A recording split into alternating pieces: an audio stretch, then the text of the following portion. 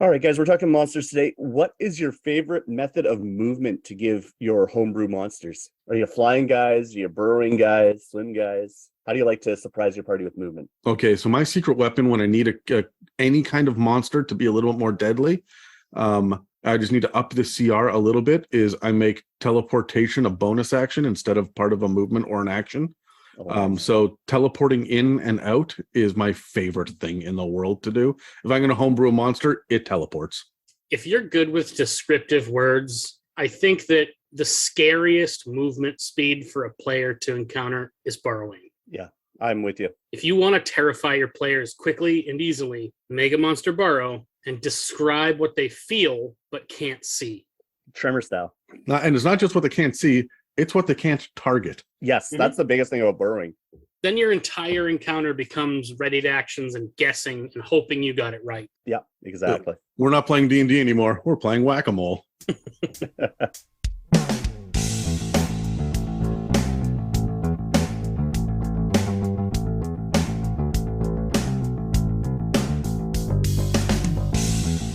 Welcome to the It's a Mimic podcast, where you never know what you're going to get.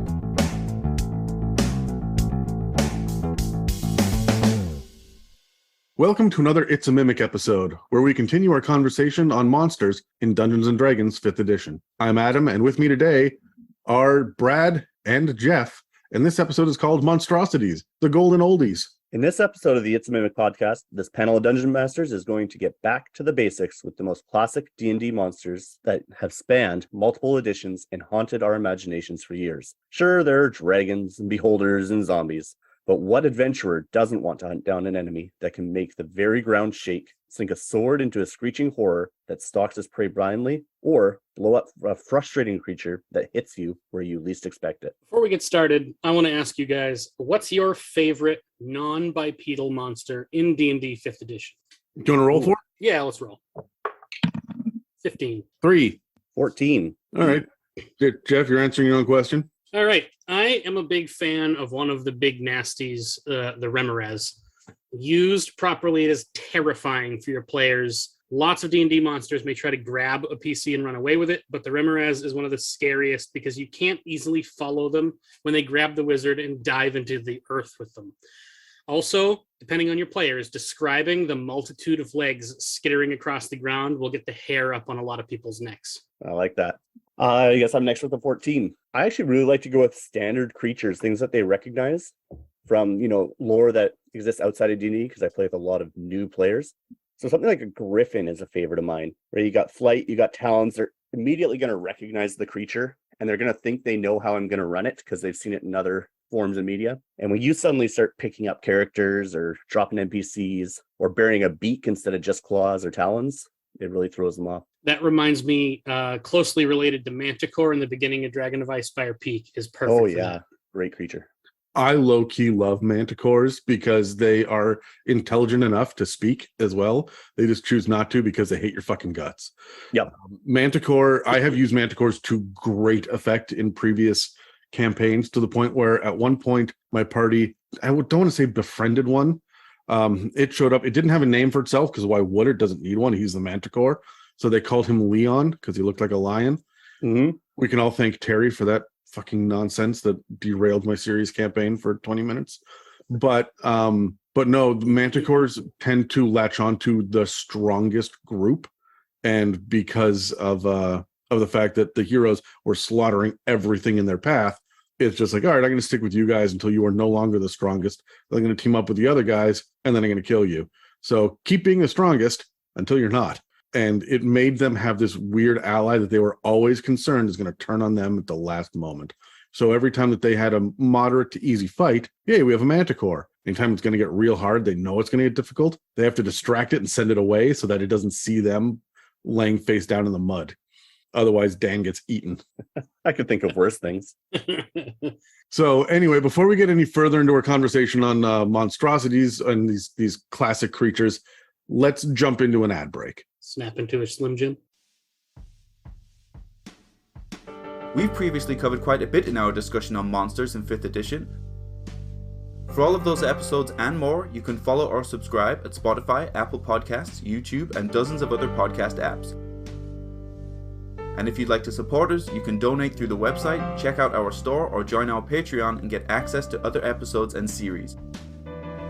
If you'd like to pay for some ad space on It's Mimic, or just send a shout out to a friend, please reach out to us through our email and website that are listed in the show notes below. Before we jump into what to expect on Patreon this week, let me give a quick shout out to our newest subscribers. Mark D. Harris, thanks so much for subscribing. Hellscape Wanderer, you sexy bitch, thank you for joining us on Discord and subscribing. Duncan M., thank you for subscribing. Jennifer Widmer, thank you. And of course, Ryan M. Brandos, thank you so much for subscribing. I look forward to continuing our conversations on Discord, but for now, let's get into what to expect this week. We had originally identified 7 monsters in this episode that we wanted to discuss, but normally we can only fit 3 into an episode, and this episode is already jam-packed with 4. So this Thursday, the silver adult tier of Patreon subscribers and above can jump into the second part of the conversation where we cover the Cockatrice, Displacer Beast, and Rust Monster. And then on Friday, I continue January's breakdown of all the online content that Wizards of the Coast has released for our Bronze Young tier and above. In episode 1, I surprised myself by supporting one of the most overlooked Tomb of Annihilation supplements, but was sorely disappointed in the PDF that I was most looking forward to in 2017. This week, I dig into all 5 of the 2018 and 2019 releases, which really vary in scope, content, and quality. And the last piece of news that I have is that Casey has done an amazing job of redesigning our website. We've moved our episode guide over there from Reddit, and it's easier to navigate here. We've also added a section for bios where you can see everybody's beautiful faces and learn a little about what makes them tick. And of course, you can access our store, contact us directly, or listen to episodes right from the homepage. Head on over to check it out when you get a chance, but for now, let's get back to the show. So the very first thing that I want to talk about is what I consider to be the most straightforward and common kind of creature that you're going to see in Dungeons and Dragons, and that's the Owlbear. I think everybody has run into one of these guys at one point, and they are so classic that they got featured pretty heavily in the new D&D movie trailer. So Owlbears, for the 2 people out there that don't know, are bears with owl features. They are large. They are the size of a bear. They got claws like a bear, but they are covered in these big, thick feathers, and they've got a face of a very, very pissed off owl. Before I go any further, guys, do you think owlbears have the ability to turn their head around like 270 degrees and shit? Why the hell not? Undoubtedly, yes. I have used it in sessions. It doesn't say it anywhere in the lore, and there's no mechanic for it, but I fucking love that idea. It's real creepy too. I feel like it would be a crying shame to not have that be a thing. Yeah, absolutely. Right? So there's quite a lot of lore for these creatures, even though mechanically they're real simple. I'm not entirely certain why they are as classic as they are, but there's a lot of history around owlbears. They've been around since the very beginning, and they seem to be a favorite of a lot of people. One of the things about it to start right off with in the lore is the fact that these guys have a signature screech, not just a hoot, but a screech. There's no mechanical component for that, but I feel like it's something that you also need to address. If you come up on an owlbear, it's not just roaring, it's screeching loudly and deeply as it comes at you. And it will come at you because these guys are aggressive as all fuck. They will always attack. They will even attack larger creatures. Larger creatures will try to avoid them because these guys are vicious. They are always on the aggression mode. They never calm down, and they are always going after the kill. This makes them particularly deadly because they're usually active at night. They don't come out until the sun starts to set, which means that you should probably hear them before you see them. And by the time you see them, it's already too fucking late. Here they come, which makes these guys great for ambushing parties who have set up a camp in the middle of the woods, and they don't know that they are in owlbear territory. These guys do prefer thick forests that are difficult for other creatures to navigate through.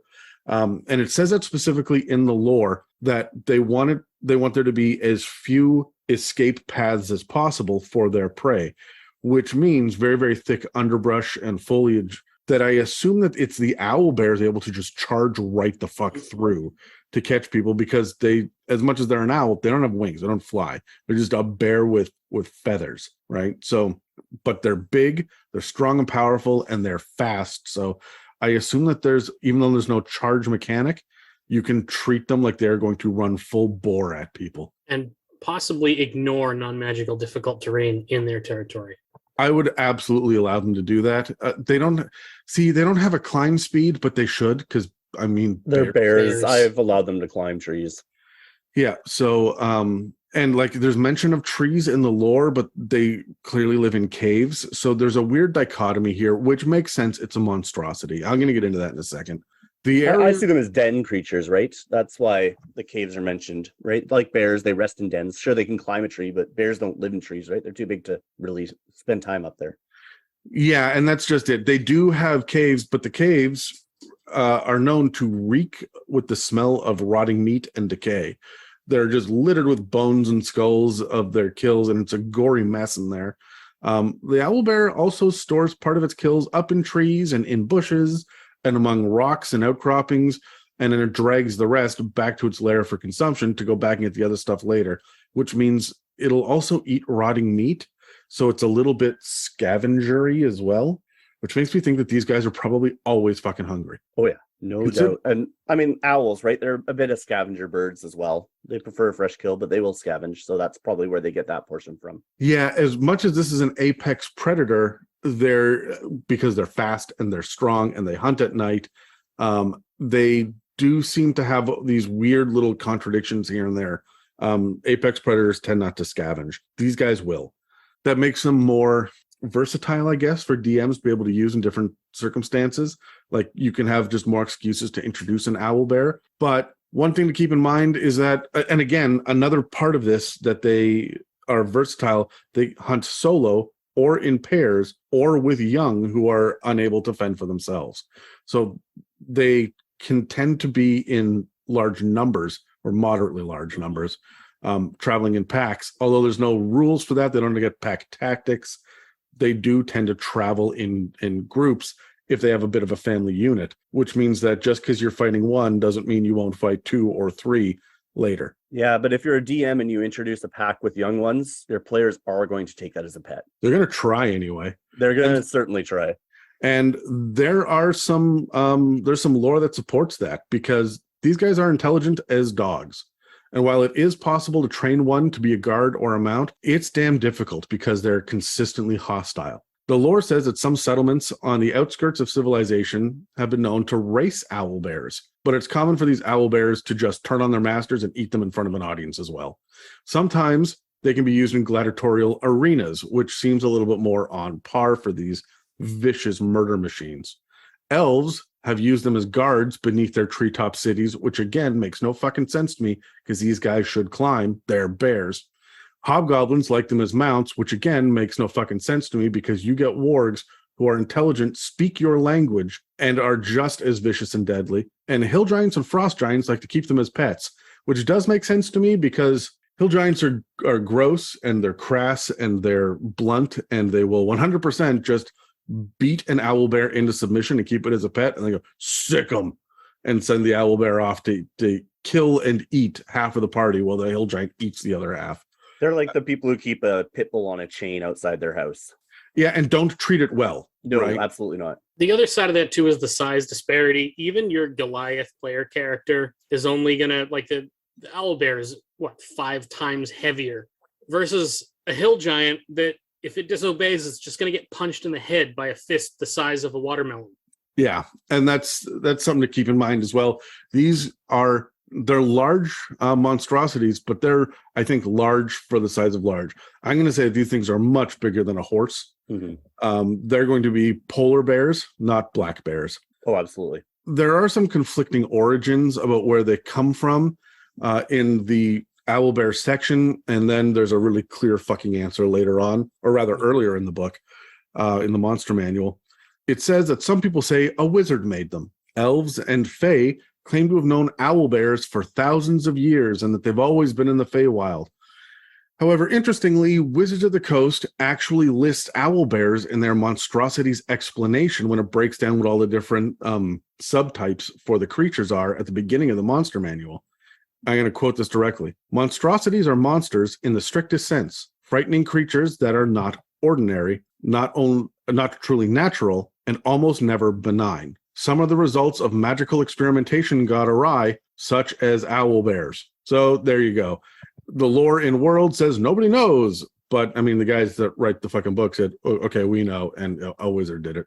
I mean, given that bit of information, what you've just told us with the elves claiming they've been around forever, that leads me to think it's elven wizards that created them and are covering up the origins because they don't want to admit what they did. That sounds like a whole lot of dwarven propaganda there, right there. So there's a fun little quote in here as well from a gnome in the Monster Manual. It says, the only good thing about owlbears is that the wizard who created them is probably dead. I like that. I don't know why they are so prolific. These things, like bears themselves, they breed, but there's not shit tons of them. You don't get overrun with bears the way you do with coyotes or anything, right? But there are owlbears across the Feywild and the material plane, and they exist. There's a snowy owlbear version up in Icewind Dale, and then they're also down in the forests around Waterdeep and Baldur's Gate. Like, they're all over the place. They're quite prolific. They're not densely populated, but they're around. So I mean, they must move. They must have huge territories, and they must fuck. And I couldn't find anything about the mating habits of an owlbear, but I assume it's more bear than owl, and I assume that they give birth to live births and not hatching eggs. Given the fact that the body is bear, I think that's a fair assumption. Yeah. So when I'm sitting here looking at the stat block, they're unaligned, which makes sense. They're pretty bestial, right? A lot of the monstrosities actually do have an alignment, but an owlbear almost feels like a beast in a lot of ways. As a matter of fact, the only really magical thing about them is the fact, well, A, their fucking existence, but B, they have dark vision out to 60 feet, right? And dark vision, with the exception of a couple of bizarre choices in among some of the beasts, dark vision tends to be magically created. You tend to be blessed or gifted dark vision. They have a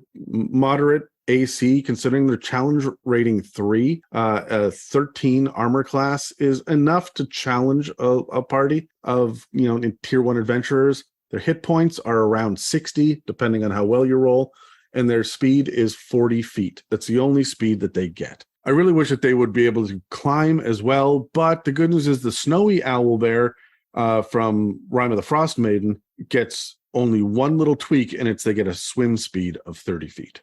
So like a polar bear. Yeah. They have a boost to perception. Like I mentioned, they have dark vision. They don't speak languages. They have keen sight and smell, which just gives them advantage on perception checks that rely on sight and smell. And other than that, they have a multi-attack, one with its beak and one with its claw. And the beak does 1d10 plus 5 piercing, and the claw does 2d8 plus 5 slashing. They're both plus 7 to hit, which means a level 3 or 4 party is going to get hit, and it's going to hurt. These guys are formidable. They're going to knock down your D6 and D8 hit dice tier 1 players, but they're not going to get a TPK. They're just not built to be able to do a shit ton of damage to everything, and they're aggressive enough that they will fight to the fucking death. Yeah, they don't run. Yeah, these guys are not going to back off unless they've got young as well, but I think even then they are going to be incredibly hostile. These are predators that do not give up. I wanted to talk about owlbears before we get into any of the others, because everything that's a beast and most monstrosities have a claw and a bite attack. In this case, I call it beak, but it's a bite attack again. These are standard things that we see for the monstrosities. And I was bitching at Jeff earlier before we started about how unless you have long sword or short bow, you have bite and claw. Right? Welcome to 5th edition. Yeah, bite and claw. Slam being the only other one. Yeah. Occasionally you'll be lucky enough to see fist, which always makes me laugh. That's a whole different avenue of the internet there, bud. So owlbears are classic. They are interesting because they are ferocious, They have a significant amount of lore, more than some of the other more fantastical creatures in the monster manual. But there's not a whole lot that jumps out to me to say, hey, this is a campaign level monster. I include these as a touchstone for my players to remember that we're playing Dungeons and Dragons and not, Pathfinder or Shadowrun or Call of Cthulhu. This is a D&D monster, and you fucking know it, right? Like, everybody who plays this game has met an owlbear at one point or another. So let's grab dice because I have a couple of questions. 12. I got a 14, so I'm talking to Answering myself. your questions. Yep. So first is, have you ever fought one before? And my answer is yes, dozens of times. I'm never a player, and even I have multiple times as a player fought owlbears. What do you guys? Same here. I'm with the 12. I'm next. Definitely fought them before, and as a DM, I have definitely used them pretty much in every campaign I've run at least once. I have not fought one, but I have used them as a DM. I've already spoken about what I think makes them famous and a favorite D&D monster. Do you guys have anything to add in that, Brad? Just the fact that they're unique to D&D, and they are iconic. And the other thing too is that they're just really easy to picture, and I think that's kind of why people like it. Right, the name, it's right in the name. It's an owl bear. Like, everyone's gonna come up with their own way that they picture it, probably, but at least you kind of know what you're getting. I think that's why people like it. Which kind of makes it easy to slot them in with other traditional mythological monsters like griffins and manticores. They basically follow the pattern and took the scariest traits of a couple animals and mushed them together, which just, it's easy to take this D&D specific thing and add it to the mental catalog of mythological creatures. Yeah. I always wonder, why these things exist. I mean, beyond the fact that writers like to just slam two animals together and make it work. Like, what compels a wizard to say, I'm gonna make an owl and a bear fuck? I don't think they even do that. Maybe it's genetic splicing, magical genetic splicing. Yeah, but why? Yeah, but Why not? They're bored. Wizards get bored easily. They're always looking for something to do, and they're like, hey, this might be interesting. Let's try it. Do you think I don't think wizards are as smart as people give them credit for. I think they're actually really idiots who just know enough to be dangerous.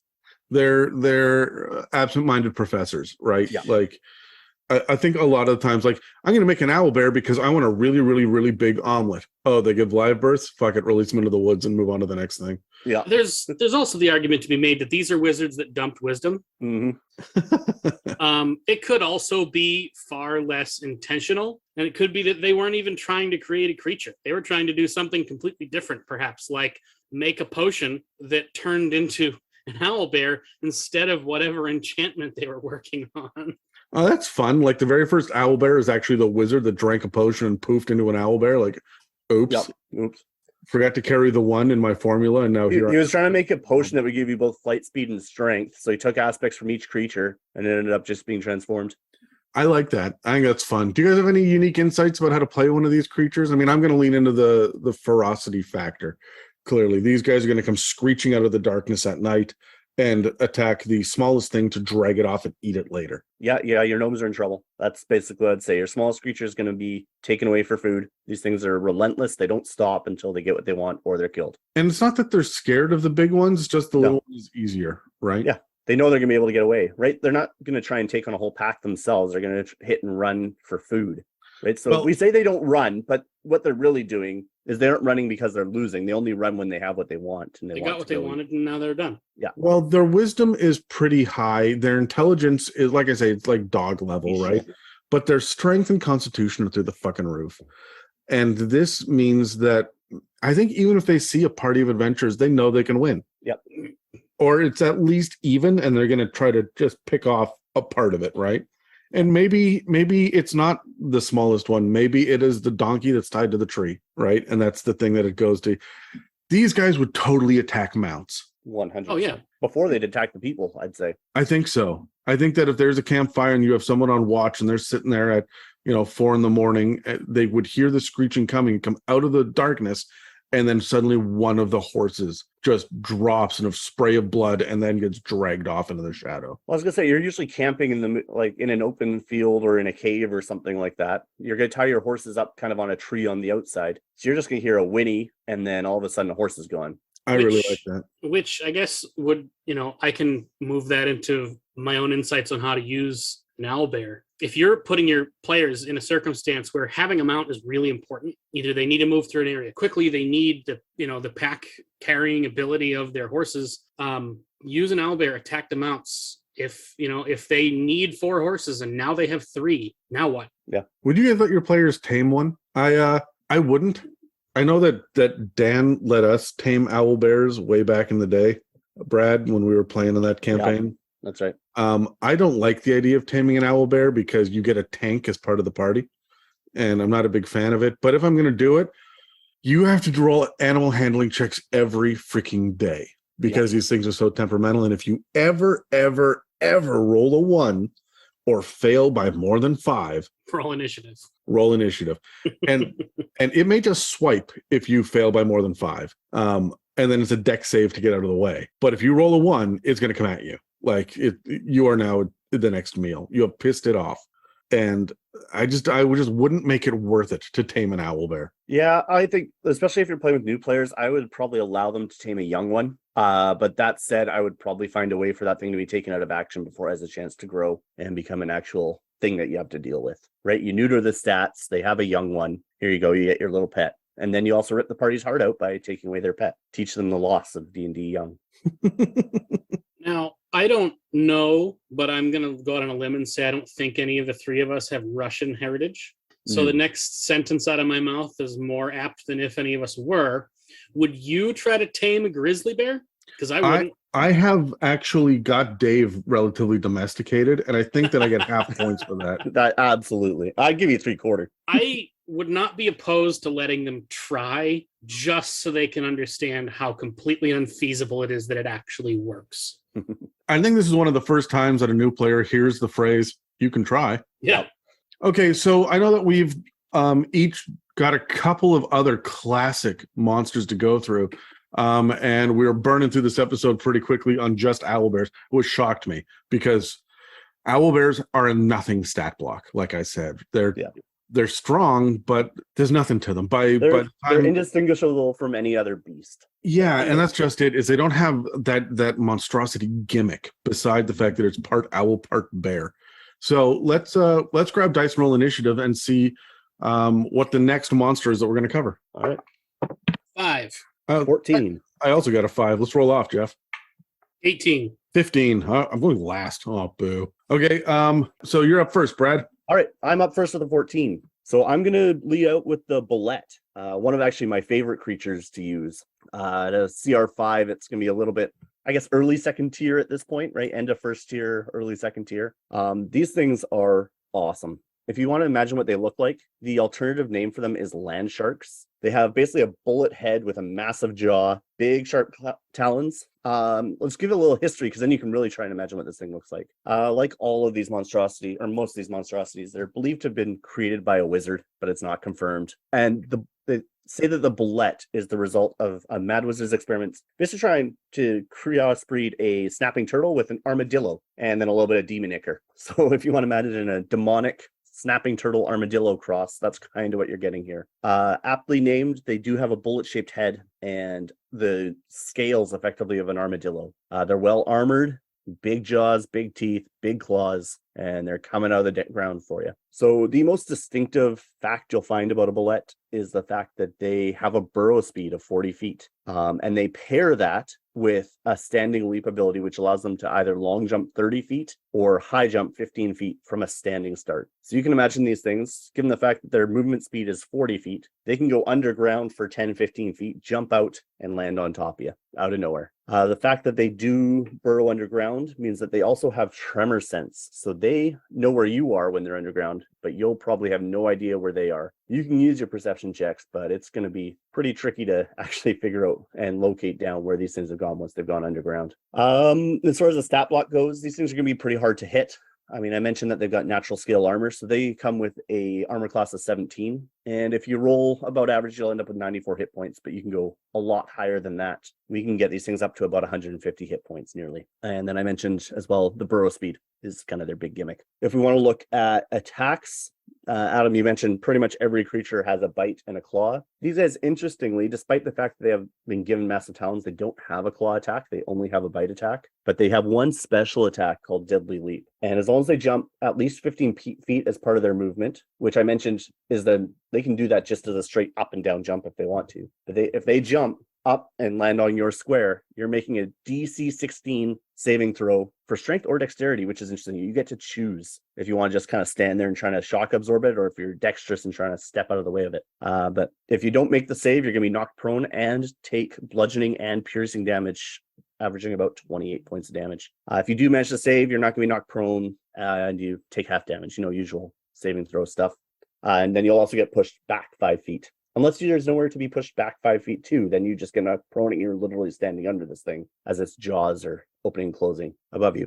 One of my other favorite facts about these things. Do you know what their favorite prey is? I'm gonna give you guys a guess. Have you read this part of the monster manual? What is the favorite prey of a bulette? I mean, it's clearly a halfling because it's everything's favorite prey, right? Yeah, it legitimately is. They love halfling meat more than any other meat, and it's never happier than when chasing a plump halfling, according to the words in the monster manual. Well, I'm going to introduce them to Kenders because I know those are fucking coming, and yeah, I think I'm going to team up with the Bullets on this one. Yeah, I think we're all on the side of the Bullets. Is this like the Cornish game hen to the chicken version of humanoid meat? Yeah, that's exactly it. That's exactly it. Bullets are generally solitary hunters. They tend to live alone, and they have a territory that's about 30 square miles, is what the book says. They just hunt for food. They don't care. They're not smart creatures. They have no intelligence, effectively. They are just hunting creatures. So they will basically move in where they find the settlement, terrorize that settlement until the settlement moves out, or they consume everything in their path, and then they move on to the next spot. There's not really any recorded sightings of Bulette young, which has people assuming that they probably have some underground nesting area. That said, the mating habits of the Bulettes has been noted as being basically the male finds some carrion, flesh of deer, boar, halfling, whatever it can find, leaves it out until it makes a real stink, and then the female will be drawn to the scent, and they'll mate. Usually at the end of the mating, the male is killed and consumed by the female. As is tradition, yes. As is tradition in many creatures. That's my fetish. We don't kink shame here. So you're telling me you've never had any, because if that's your fetish and you're still alive. I have 3 kids. Draw from that what you may. How have you survived? I have questions, and I don't want the answers, actually. Magic. But yeah, that's effectively, those are the big points on the Bulette. The burrowing, they love eating halflings, and they die after they get laid. I like the fact that everything, they burrow, but they also jump. Yes. Right? Like between the standing leap feature and the deadly leap action, you can assume that these guys, their legs must be so powerful. The fact that they can burrow as fast as they can run, which is faster than a human, is I never liked the idea of them being land sharks. They were always underground rhinos to me. Yeah, and that's what the art supports, and the history of it, right? I mean, armadillos and snapping turtles, neither of those are a shark, so it's interesting that they call them. But I guess it's that underwater hunt, right? You don't see them coming until they come up in these jaws. If you look at previous editions and the artwork there, they look more shark-like. This is just the more streamlined 5th edition. Everything is round in 5th edition. It's smooth and round. And that is just a common thing with the artwork. I remember when Devils and Demons used to be hairy and bristly and gross, right? Ettercaps used to have like long spider-like hair all over them, and now they're just smooth and bald like Dan getting out of a wax bar. Yeah, pretty much, right? So there's like the artwork does support land sharks in previous editions. It's weird that they changed the art and still included that detail. Mm-hmm. Is there anything else that stands out to you guys? I mean, their con is fucking huge. I don't know why. The con is massive. They massive hit points and a natural 17 AC at 5th level, right? CR5 creature. Players are gonna have a decent time trying to hit these things. Not to mention the fact that you're sending them underground, so they won't be able to hit them half the time. Yeah, that's something to bring up. When you have full cover area of effect spells can still hit you. There's not a rule that I've seen anyway. I would have to look into this. But if you're underground, can you, like, I would just say that you can't be targeted hard stop. No, you can't be targeted, and the area effects aren't going to hit you. They're going to hit the ground above you. That Yeah. said, when the Bulette comes up, right, if that area effect remains, then it will be susceptible. But if it's underground, I would have it be completely protected. That's when you start getting into the wording on the spells. Yeah. You know, do you have to be able to see it? Yeah. Does the spell say that it ignores cover? And I mean, there are some things like you can send a fireball down a hole. Mhm. That's one thing. Let's bring this up right now. Do bullets leave tunnels behind them? Oh, 100%. I don't think so. It doesn't say so in the book. I would say in the moment of combat, like it's eventually going to close in behind them. Actually, you know, I think the terrain matters, right? Are you in soft dirt and grass where it's going to kind of close in behind itself, or are you in hard pack where it's probably more likely to leave a tunnel? Well, it doesn't say anything about being able to burrow through stone like another creature we're going to talk about today. No, but it does say that that their preferred terrain is hills and mountains. So I would assume that stone is, or at least loose or gravel. Maybe not granite, but like clay and gravel can move through just fine. Do you think they'd be able to bust up through, I don't know, like a cobblestone road? Yeah, I would certainly allow it. So do you think that we could call these things street sharks? Absolutely. Perfect. That's all I needed from this episode. Let's grab dice and roll initiative. 12. 7. Got another 3. Okay. Brad, do you have a quest surrounding these creatures? Well, I talked about how they like to infest and terrorize towns, right? They pick an area and pick on it. If you're coming through and there's a Bulette in the area, you know the whole town knows about it, and they're going to be paying handsomely to have a party get rid of this thing before they have to up and move. So that would be my hook. If you're coming through a town, they've got a Bulette infestation and they need it taken care of. Just run Tremors 1. Yep. Yeah. There you go. Jeff, do you have any quest or a plot hook? Yeah. A local wizard is trying to write a bestiary and needs information on the land sharks that roam the nearby grasslands. Track one down and observe it while it hunts without killing it so the wizard can record their findings for their book. I've got one. Now, land shark, they've got this natural armor, and you are running an evil campaign, and you guys want better armor or thicker shields or whatnot, and you have this halfling captive on a rope. It is time to go bullet fishing. So climb a tree and go fishing for bullets. No, I'm hoping there's a Goliath character in this group with super high strength so they can go fly fishing with it. Just Is there any role-playing insights that you have on this guy, Brad? I mean, they're pack hunters. These are beasts in their truest form. Right in the book, it says, right, they're not intelligent creatures. They don't have anything other than a bloodthirst. So a role playing as the creature itself, no, they're not. They don't communicate. They don't do anything. They're just here to eat. Jeff? I mean, I agree with that. I came up with apparently something different for that particular prompt, but that's okay. Yeah, I don't know that I have anything real great. Just, use the abilities the best you can to scare the crap out of your players. Use the diving and then jumping thing to make things unpredictable.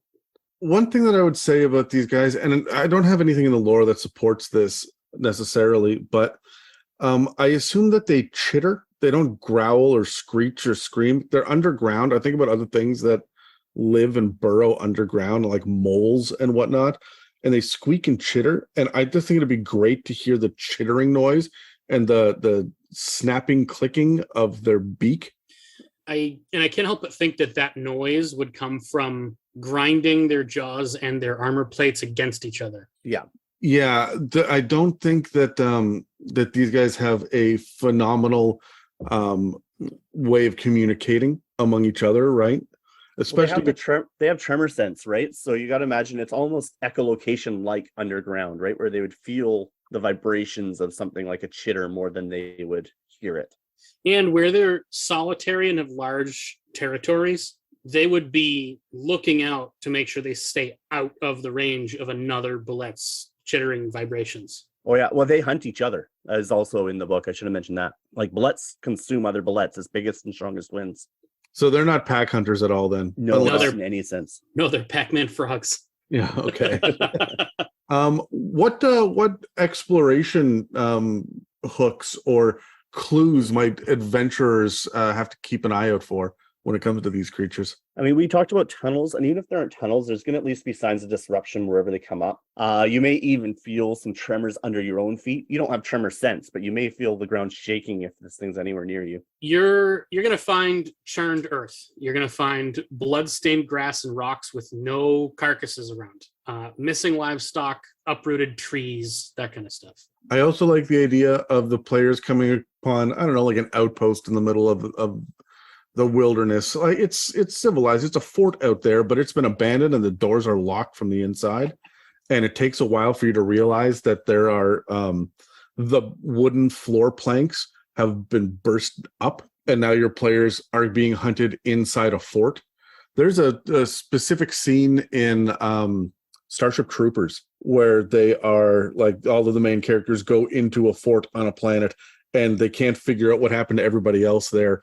And it's because they're getting attacked from the ground, from underneath, right? Instead of from above. And I think that could be really atmospheric and fun and put kind of a little bit of fear into them as they don't know what it is until suddenly a large bulette just starts busting up through the ground. Also, watching the barbarians scramble up onto the top of the table and scream might be entertaining.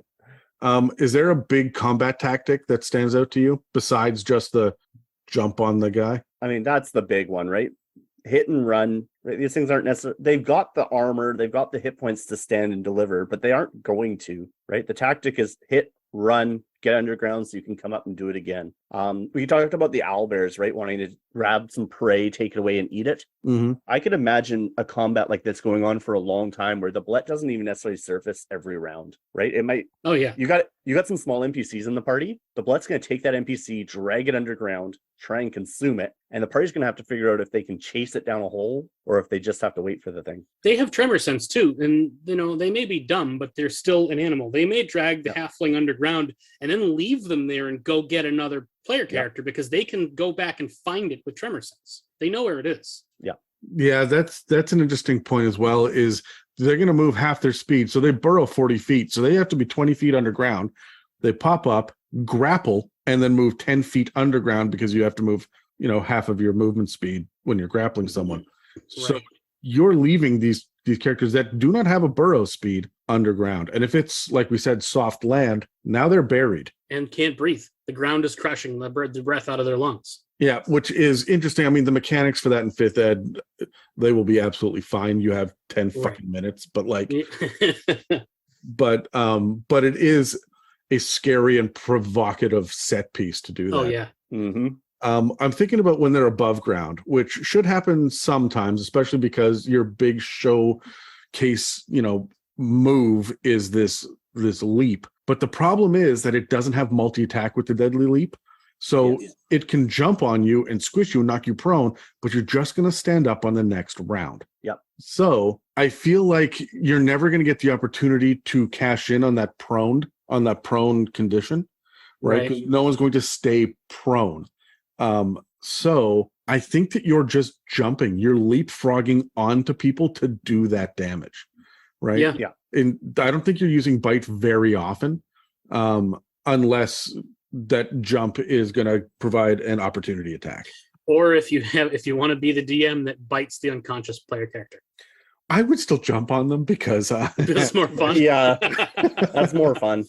So in many episodes of this show, and I believe it's Terry that's been the biggest voice for this, we've harped on don't use open terrain in battle. It makes fights too easy. This is your chance to use open ground as your battlefield. Flat, waist-high grasses. You can't see the ground under your feet. All you feel is vibrations, and an attack comes out of nowhere. Almost every other creature we ever talk about, you want to avoid flat open ground, and this is how you can use it to best effect, is with something that doesn't care if there are trees around.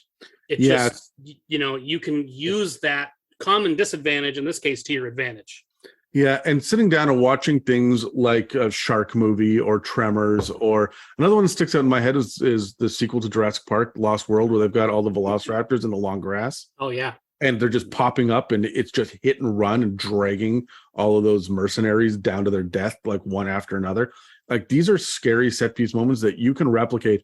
I love the idea of the village running from the Bulettes, and there's 2 or 3 Bulettes that are fighting for territory here that all, for this moment, team up for a decent buffet, right? And so when you are watching the 30 villagers run across the field, and then this one just gets dragged underground, and then at initiative count 20, 2 more go down, right? And you want to humble your party. Don't even let them ever get a chance to fight this thing. This thing is just going to take this village away, and the players are going to have nothing left to do except to try and hunt this thing themselves. Mm-hmm. This thing's not looking for the party. It sees them. It says, "Oh, crunchy army, or I don't really want that. I'm going to take the soft, squishy ones, and I've got enough food for now. I'm out of here." Yeah. Like, I would almost introduce the thing and never give the party a chance to fight it until they decide to hunt it down themselves. So, Jeff, what do we have next after the Bulette? I think you rolled next. Our next nasty is the Hook Horror. Now, this is not what Captain Hook does in his retirement.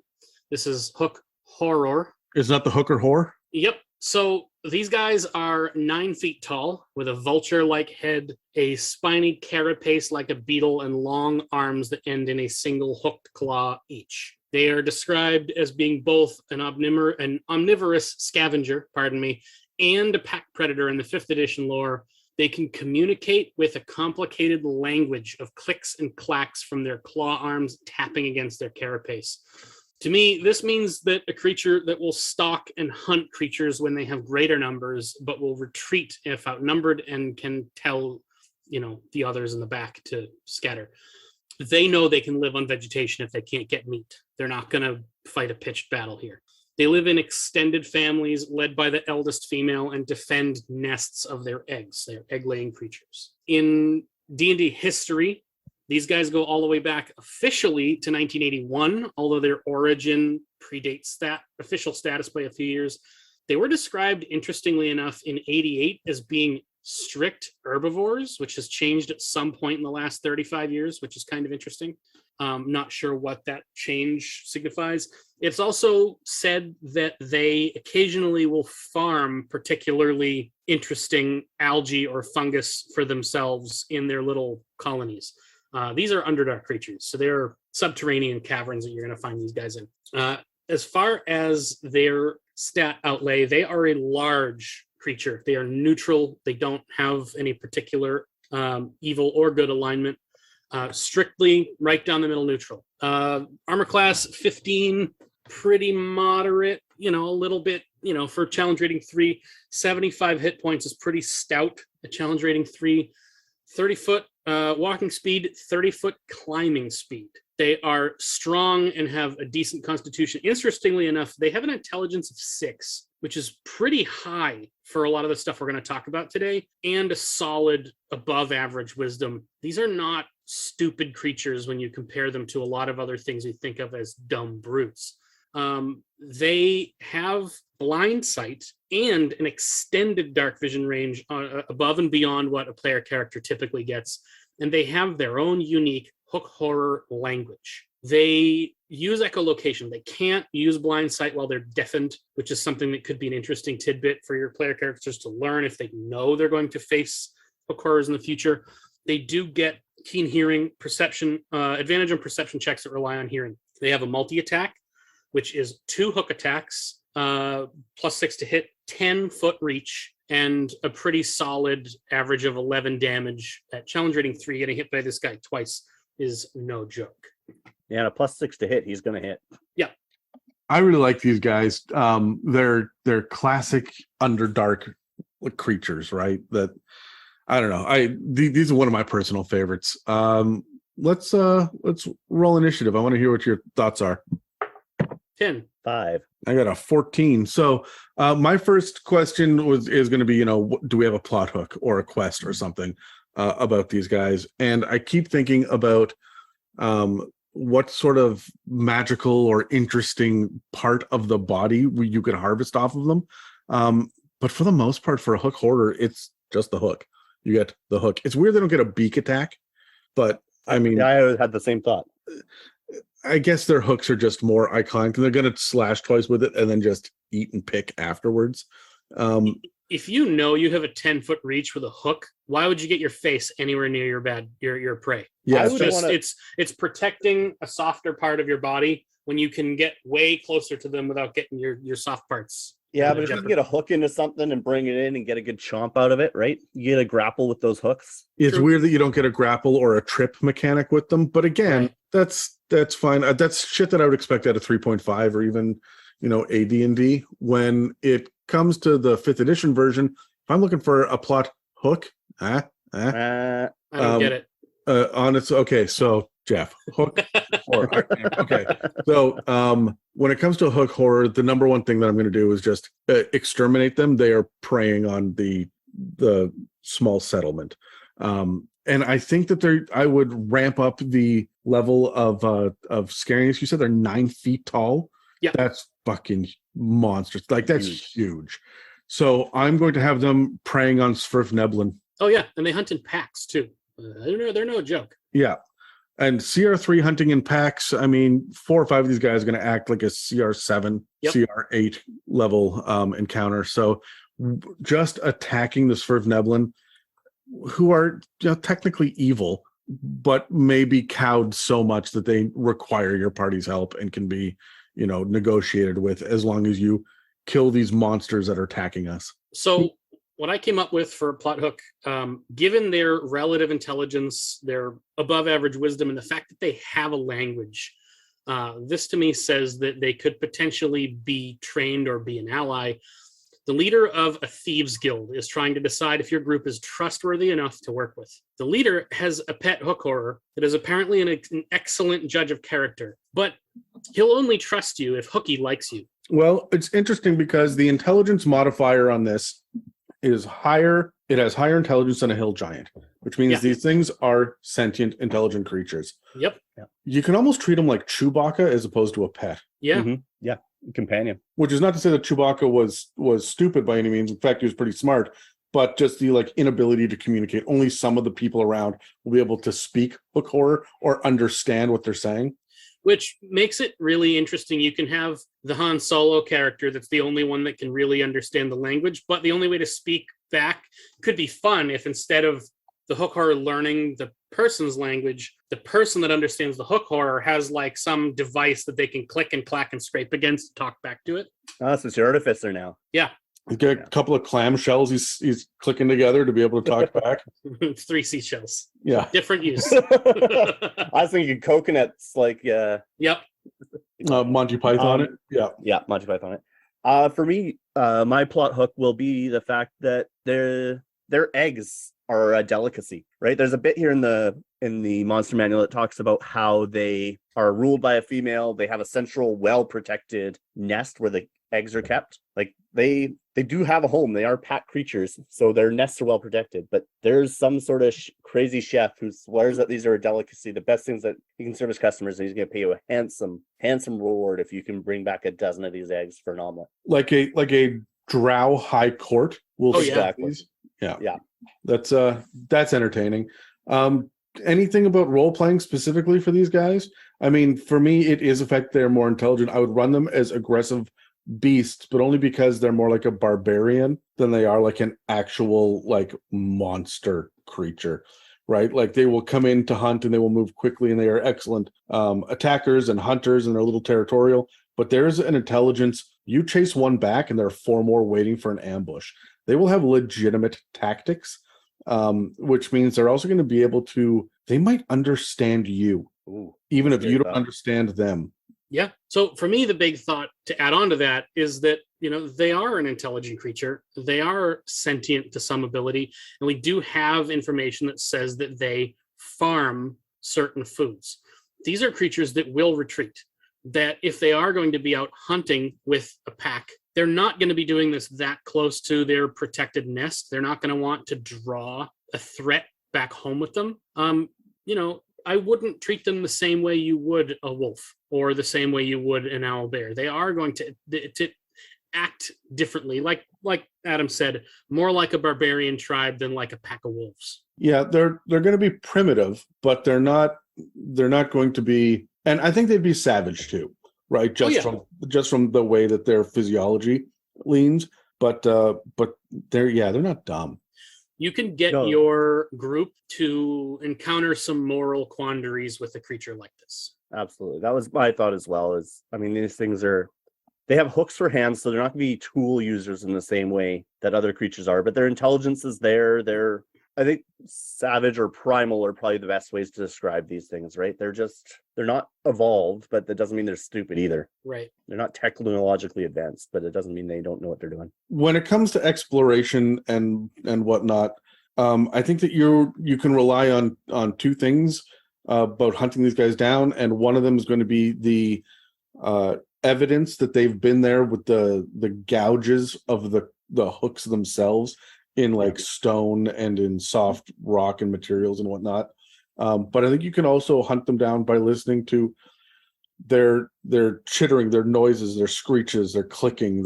You will be able to know when one is nearby because they use echolocation and they have societies. And they're not stealthy. No, I guess they're not. I mean, they're as stealthy as a commoner. Right. Well, they are, except the fact that they have the natural disadvantage of using echolocation for their movement, and they also tend to climb on rock with hooks. It's just going to naturally be loud. I mean, it does say that they rely on their hearing for a lot of perception. So I think they're going to be loud in bursts and fits, and then very silent as they listen to the responses. Right. Right. Mm-hmm. For combat, I'm clearly, again, we don't have pack tactics, but at this point, we've got enough of an intelligence.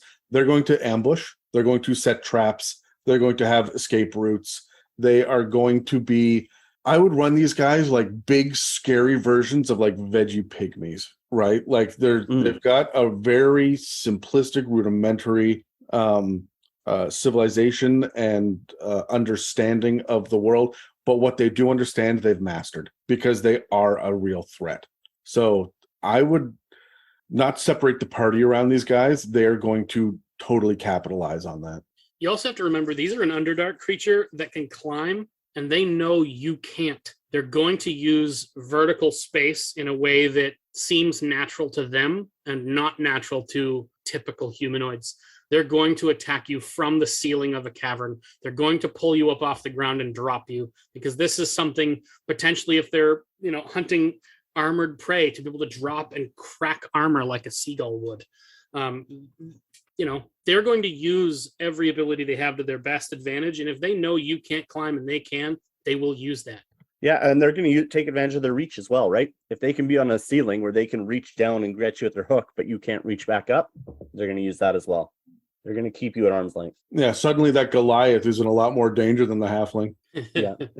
Also, not to mention as well, like with that reach, again, hit and run, we're going to rely on that, right? Because they aren't going to provoke an attack of opportunity as they hit you with their reach claw hook and then get out of there.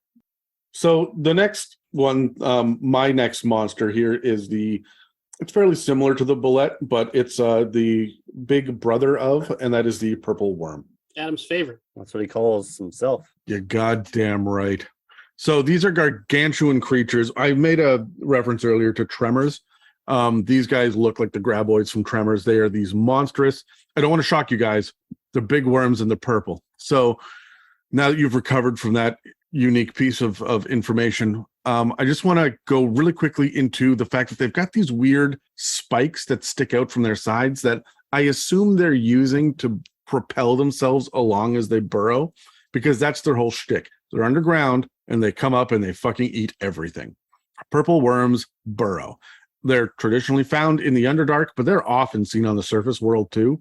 They're so powerful that they not just push rock out of the way, they also chew it up and eat it. And this thing is a force of nature that treats everything that it comes across as food.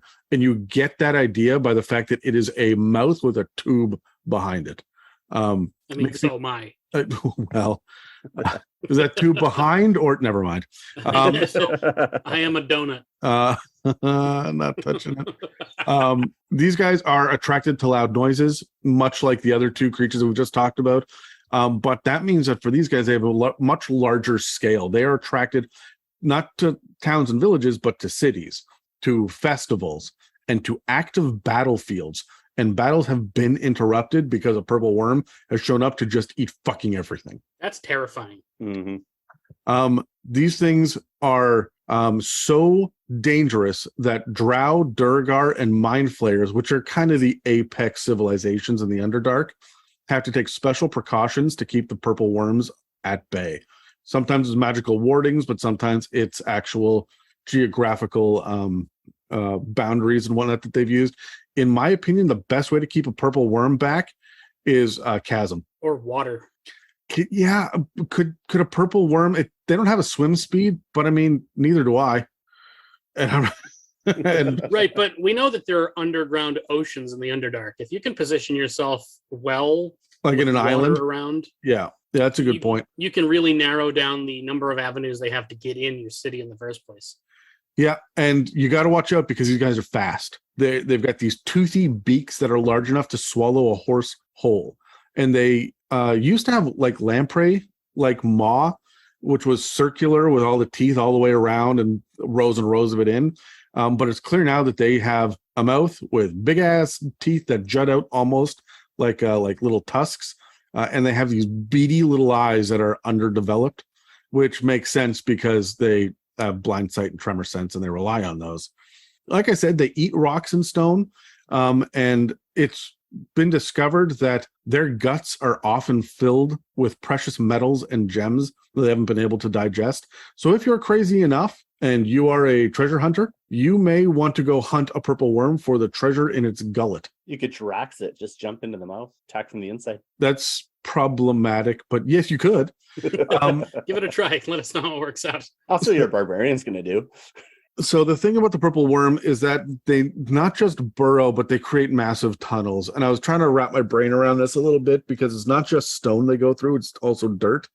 But I mean, that dirt is going to be packed pretty hard when a purple worm goes by because of the way that they propel themselves and the way that they will push a lot of it out of the way if they're not eating the dirt and the rocks in front of it. They very rarely feel the need to revisit a tunnel because a tunnel is a dead space where there is no sustenance to eat, when everything around you, including rocks and dirt, is shit you can eat. So why would it ever go into its own tunnels? As a result, smaller creatures like us rely on these for moderately safe passageways in between areas. They're often used as little highways between settlements, but just because it won't revisit the tunnel and go down this tunnel again doesn't mean that they won't hit that tunnel from another angle, burst through the wall of it, and eat you there.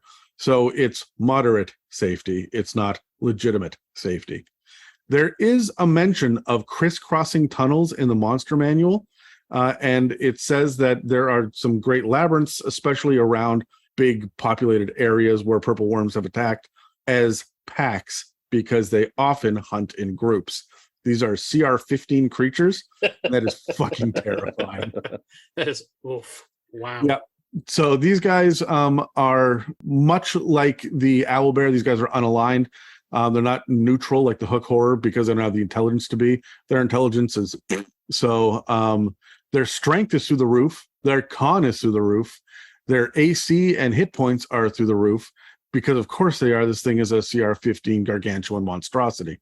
However, their dex sucks. Their wisdom sucks. Their charisma sucks. These guys are not going to be making saving throws. The weirdest thing, though, about that, you said their wisdom sucks, which it does, but they're actually proficient in wisdom saving throws, which is really interesting. Yeah, the reason, yes, they are.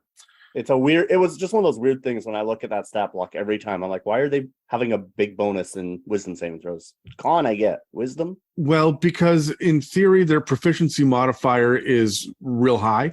And so it's worth pointing out that they're also natural creatures. And they're unnatural creatures or supernatural creatures, but they live out in the wilderness. And a lot of creatures that do just get that bonus to wisdom so that they're able to just live out there. Their proficiency modifier, or the proficiency bonus rather, is +5. They have a -1 to wisdom, which brings them to a +4. The reason that I think it's listed as a saving throw, to be special like that, con 2 gets the proficiency bonus as well, is just because these are the things that it's going to be relatively good at compared to, like, it doesn't need it for strength, and it's not going to get it a proficiency bonus for dex or charisma. So I understand why they would design it that way, most big ass creatures do have proficiency in a couple of abilities. Like I said, they have blind sight for 30 feet and tremor sense for 60. So they're going to know you're there. These guys are tunnelers, which means that they can burrow through solid rock at half the burrow speed. That's solid rock at half the burrow speed. So anything that's not solid rock is at 30 feet. And they leave a 10-foot diameter tunnel in their wake.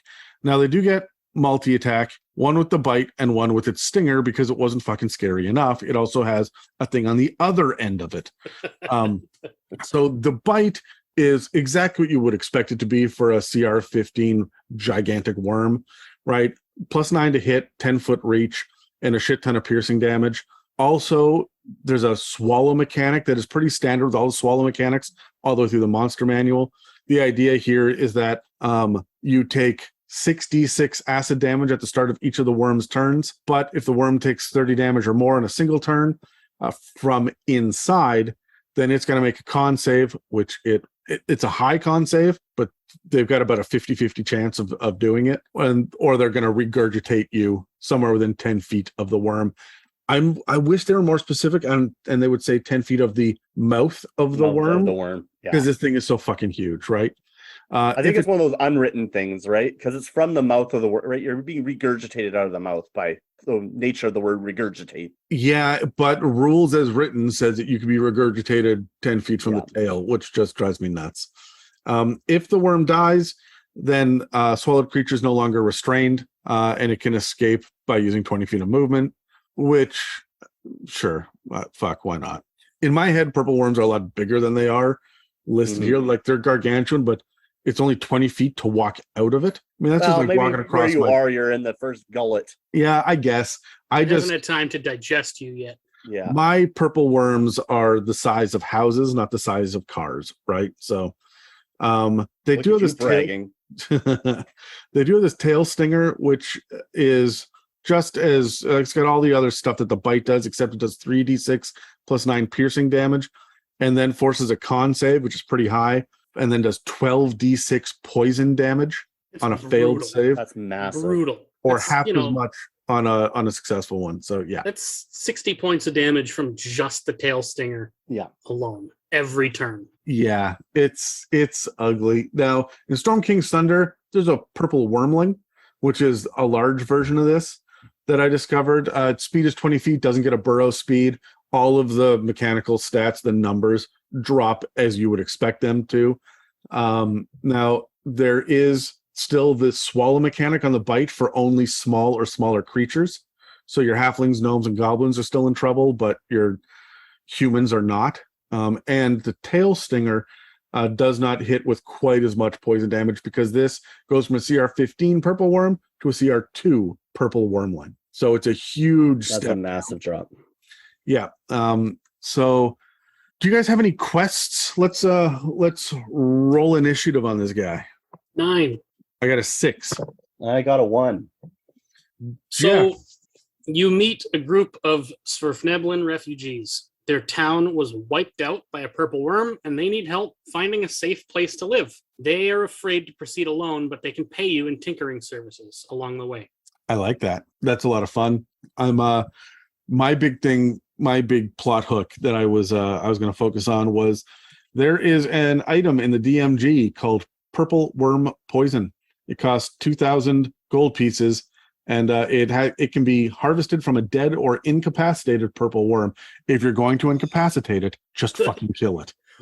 So that alone raises more questions than it answers. Yeah. Because the concept that you could feasibly incapacitate a purple worm long enough to extract poison and get the fuck away from it alive is mind-boggling. I'm wondering who has the capacity to farm these things. Who has the power and is strong enough that they could actually just create a feasible farm where they can maybe imprison or at least locate these with enough ease that they could reliably farm these things? I'm just picturing the level 20 druid, because I figure it's got to be a druid, right? That has a little farm of these, and he just knows that on Tuesdays and Thursdays, he's got to go out and milk the purple worms. Gross. Is that what you call it? Isn't that what the barbarian does when he gets back to town after an adventure? So the fun thing about the purple worm poison is that it has the same DC 19 con save that the stinger does, and does the same 12d6 fuck you poison damage. Ow. Yeah, Yeah. so that it is legitimately lifted right out of its stat block that this poison is the exact same venom essentially that the stinger has. So you got to saddle up quietly behind the purple worm, grip it with both hands, and milk the fuck out of it so that you can get that really expensive discharge. Some really disturbing images to be had there.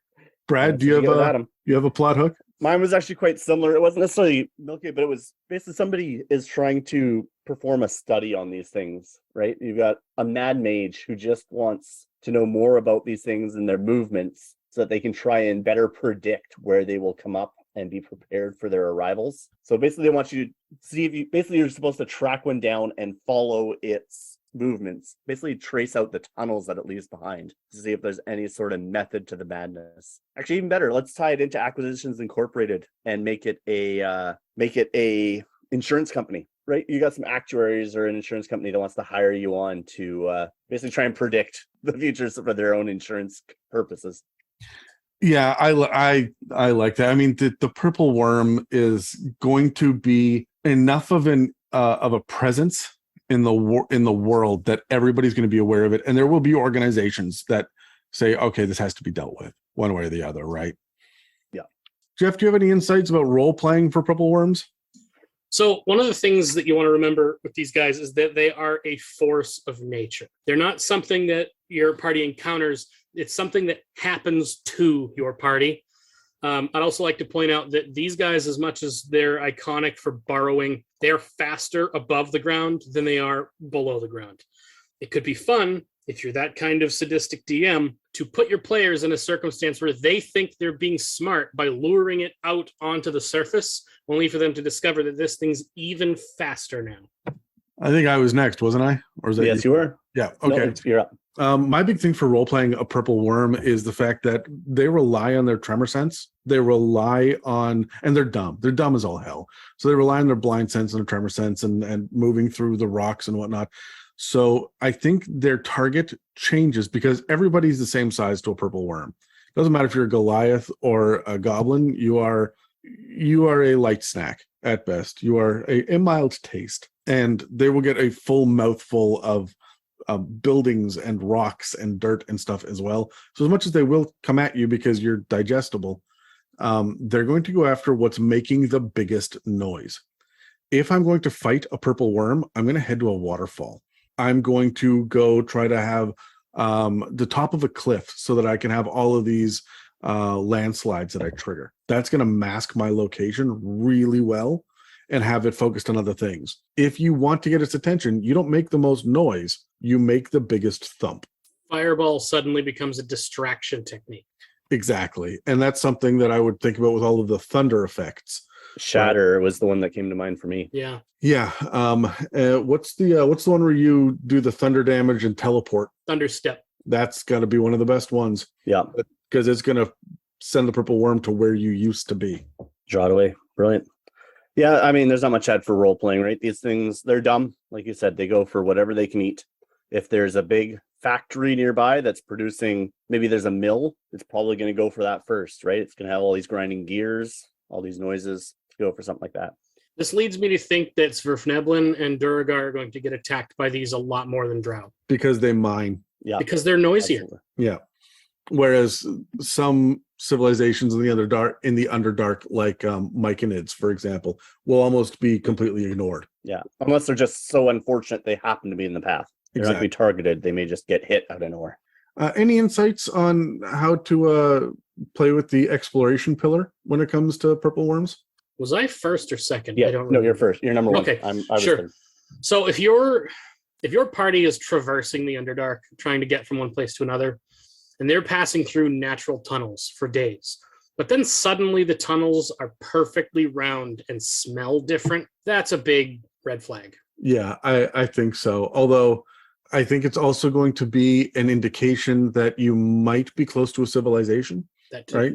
Because civilizations will crop up around these ways to navigate. And that's the thing about the Underdark is navigation changes all the time. You don't have stars to navigate by, so you rely on tunnels and landmarks, and the Underdark is always shifting, in large part because of things that burrow. Yeah, do you think purple worms leave behind a slime trail or something like a worm would? I don't see why not. It doesn't But say if- that specifically, but I mean, sure, absolutely. At the very least, the excretion would probably smell different, which is why I put it in there. It may not be a good or a bad smell, but it would probably be a unique one. The worms poop. I mean, what goes in must come out. They're not adding it all to their mass. Yes, they absolutely do. I've held worms and had them produce fecal matter in my hands. So yes, It's just a matter of they're removing whatever they can in nutrients and leaving the rest behind. So, they're just going to be pressing it out to the walls instead of leaving it in a trail behind them, probably. Well, do you think that maybe there would be some sort of nomadic mining culture? I use mining, loosely here, so that there would be a group of, let's say, Duragar, who follow the purple worms, because every time that they poop, there's going to be precious gems and metals in there, but mostly undigested rock, right? So these guys would be following the fecal trail for easy riches. Yeah. I mean, it'd be worth following these things anyways for just exposed veins of ores, right? Yeah, absolutely.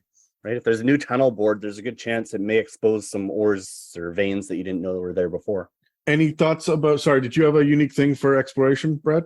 No, I mean, again, you're following the tunnels, right? These things aren't exactly subtle. So whatever's there, the clues are really fairly obvious for, I know most characters aren't going to have tremor sense, but if this thing's within, maybe half a kilometer of you, you're probably going to feel some sort of vibration as this thing's shaking the earth. Yeah. Okay. So do we have any unique ideas about combat then?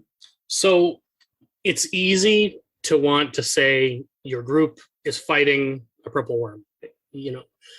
As has been discussed with conversations about dynamic encounters and everything, I like the idea of the purple worm not actually being the target necessarily. An encounter where, for example, we talked earlier about hook horrors and about how you could want to collect carapace or claws or something. If you want to make it interesting, challenge the group to take down a purple worm before it can kill all of something you're after. Put a timer on this just to make it that much more of a different kind of standard encounter challenge. I really like that. I'm an evil DM sometimes. I don't know if anyone would expect that from me, but Never shocking. my level 2 party ran across a purple worm that was hunting them and their NPCs through the desert, and they learned really quickly to move very softly through sand. Dune vibes. Yep. So they had to tiptoe and move at half speed through it. And then they came across a huge field of shriekers, which are little mushroom fungi that make a shit ton of noise if you disturb them. And so there were a number of dexterity checks and acrobatics checks and dex saves. And it's safe to say that they and their NPCs did not all make these checks, and it summoned the purple worm, at which point it became a skill challenge. They knew they had to get to a certain place beyond the field of shriekers, and then freeze, and the purple worm should leave them alone. But they were running around trying to get to this as quickly as possible while distracting the purple worm. They lost NPCs. Megan's character nearly got eaten. She had to make an incredibly difficult dex save, and fortunately we had some inspiration dice from a bard that helped that out, but it was real sketchy. Dave at level 2 realized that there was in my world, random portals open up semi-frequently, and they're one way, and if you try to go back through it, then it's an instant kill. You get zapped to dust. Dave realized there was a portal nearby, so he raced the purple worm to the portal and then dove out of the way at the last moment. The purple worm went into touched the portal and turned to dust. So Dave at level 2 killed a purple worm. He's very happy about it. Never rolled to hit, but that's the worm. That's the point at which you're happy as a DM that you didn't decide to run this campaign with experience points. Yes. Oh, yeah. my God, yeah. Well, yeah. And Dave turned to me and says, "So I'm like level 8 now, right?" And I'm like, no. That's awesome. I'm going to take the opposite attack to Jeff, where you're fighting against time. I'm going to put my players in a combat in maybe an open desert or something where there's this horde or this army that's coming towards them. They see them on the horizon, and just as they start to be within, distance of lobbing the first arrows or something like that, the worm's going to come out, just completely consume this wave of enemies that's coming towards them, dive back down.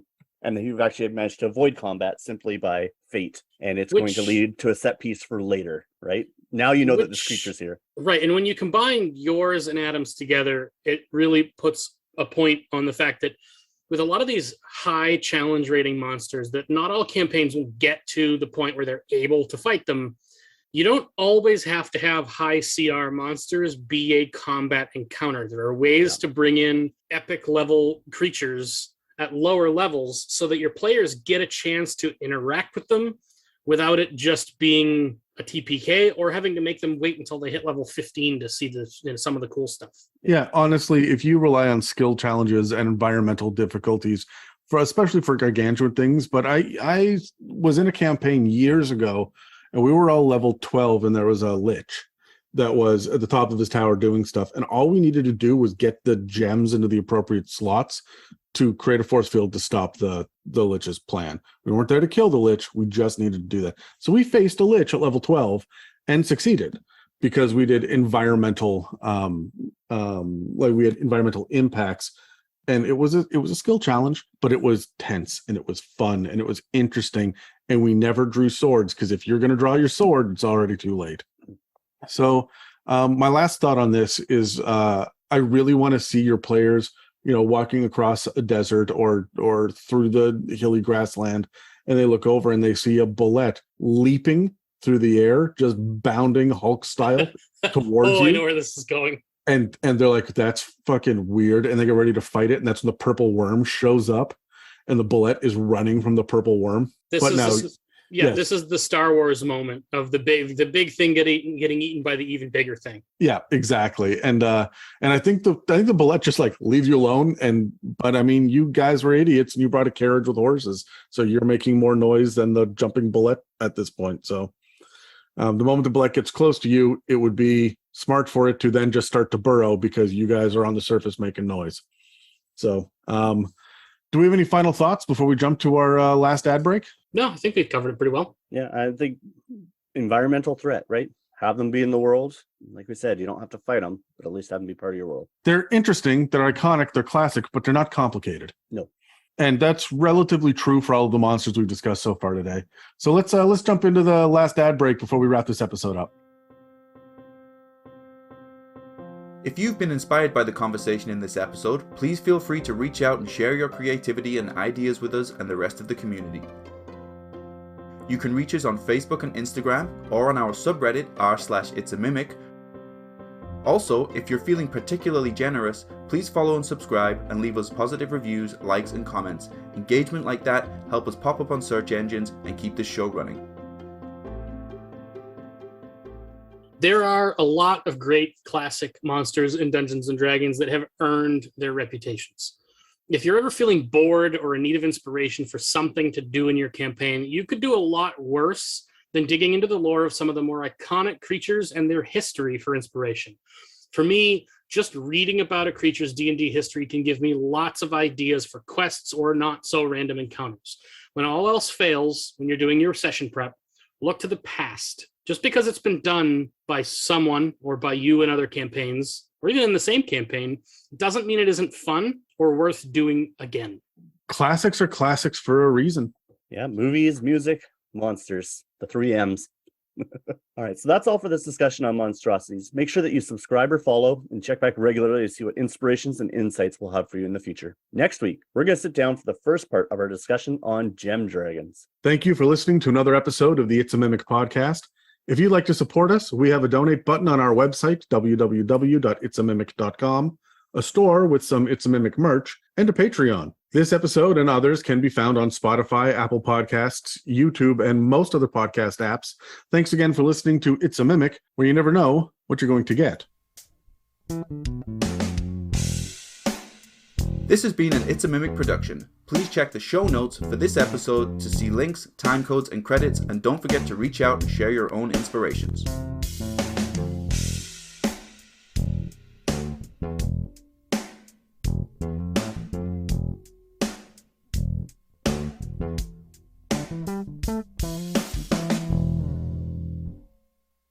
for me, what that brain fart. Sorry. Why? Yeah. Take a pee break in the middle too. Oh, okay. I've been doing that constantly. Under your desk. Yeah, just into the Mountain Dew bottle. It's got a condom catheter on. Okay, see you next time.